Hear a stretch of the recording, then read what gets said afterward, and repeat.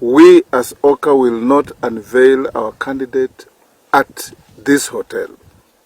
It will be a much bigger event in a much better chosen environment within the city of Nairobi.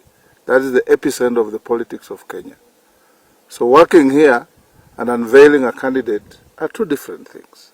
Number two, there was a meeting at State House yesterday. The President hosted members of Parliament to a luncheon. Stephen Kalonzo Musyoka is not a member of Parliament. Musalia Mudavadi is not a member of Parliament. Gideon and I are, but we were engaged elsewhere in party activities. Remember, this is a countdown to elections. For heaven's sake, every party leader has a diary full. You probably have people who have traveled all the way from Mandera to see you in Nairobi.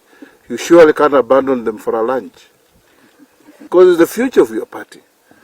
But we did receive invitations, and we have no difficulty in having lunch with the President. We have had it before many times, and I'm sure we'll have in the future.